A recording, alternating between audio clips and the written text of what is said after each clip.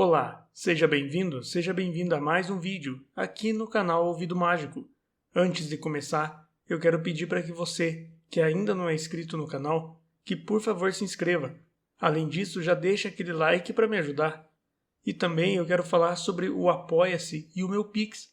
O Apoia-se é uma plataforma que você pode me ajudar com valores a partir de R$ 5,00 por mês. Caso você prefira o Pix, o QR Code está na tela, ou ainda através do e-mail que está aparecendo agora. Então, boa história!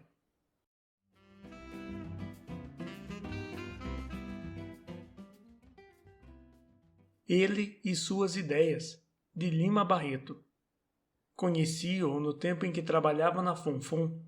Era um homem pequeno, magro, com um reduzido cavanhaque, bem tratado, mas a sua tragédia íntima e interior só vinha a conhecer perfeitamente mais tarde. Não foram precisos muitos dias, mas foram precisos alguns. Andávamos por esse tempo na febre dos melhoramentos, das construções, e a todo momento ele lembrava a este ou aquele jornal uma ideia. Um dia era uma avenida, outro dia era uma ponte, um jardim, e de tal modo a mania de ter ideias o tomou, que não se limitava a deixá-las pelos jornais. Ia além, procurava em ministros, fazia requerimentos aos corpos legislativos, propondo tais e tais medidas. Era um pingar de ideias diário, constante e teimoso. É de crer que, após o almoço, ele dissesse à mulher: "Filha, hoje tenho 4 ideias", e saísse contente a procurar redações, deputados, proprietários, ministros, chefes de serviço, escorrendo ideias. Nos jornais ele propunha melhoramentos na folha, sessões, enquetes, autores para folhetim. Os secretários já o temiam e quando ele apontava na porta da sala, coçava a cabeça e lá diziam consigo: "Lá vem o homem que tem ideias." E ele não tinha nenhuma piedade. Abancava-se ao lado do redator e, zás, 2 ideias. Para aquela fecundidade, não havia quase tempo de gestação. Certas vezes, mesmo, entre 2 ideias, brotava outra, e se esta era de um melhoramento urbano, enquanto a primeira era coisa de jornalística, ele deixava o secretário e corria ao prefeito. O prefeito e o seu gabinete já conheciam o extraordinário e fecundo homem, e logo que ele se fazia anunciar, o chefe da cidade dizia para o secretário: "Esse diabo, lá temos o homem das ideias."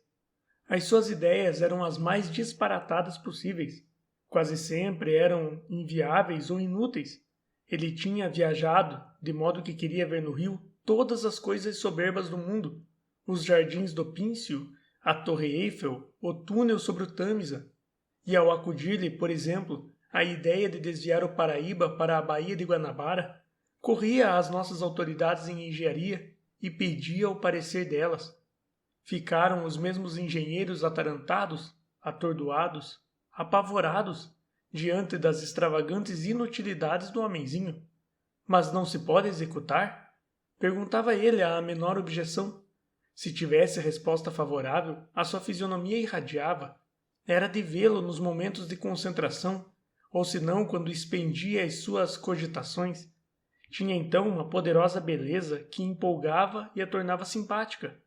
Para levar os dias a destilar ideias, ele tinha que passar as noites a pensar. Creio que dormia pouco. Todo ele se encontrava na função de ter ideias, e era pródigo, e era generoso, e era desperdiçado. Pensava, tinha ideias e dava aos outros.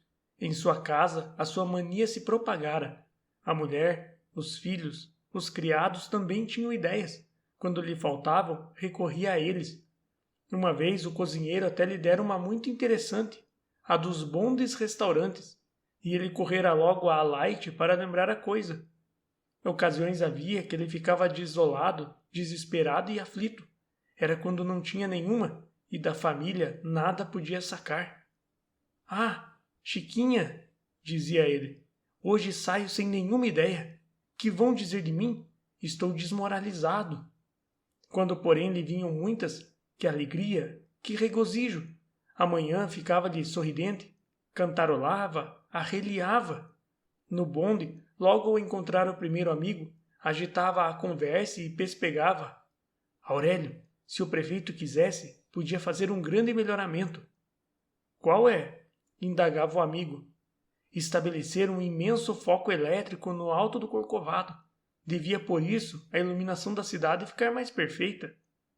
E dizia a coisa bem alto, para que os vizinhos ouvissem.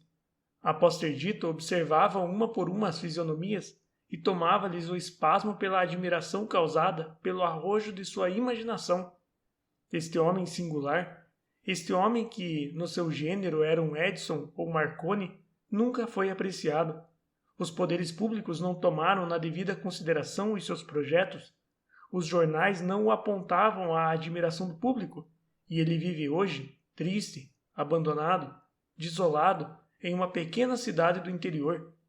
Estive com ele há dias lá e senti-me confrangido diante de sua desolação, do seu abatimento. Conversamos sossegados debaixo de uma jaqueira úmida e lembrei-lhe o seu passado e a glória que lhe escapou. Ele me ouviu triste, olhou-me depois longamente e me disse: "Que se há de fazer? Esta terra não estima seus filhos." "Não é só aqui," disse-lhe eu. "Em toda a parte é assim. Mas nas outras terras, na França, na Inglaterra, nos Estados Unidos, há esperança de uma recompensa final.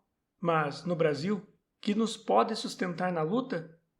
E abaixou a cabeça para o chão ingrato da pátria que o havia criado, mas que não o soubera animar no árduo trabalho de ter ideias. Não era um Mário nas ruínas de Cartago, porque afinal ele estava em sua pátria.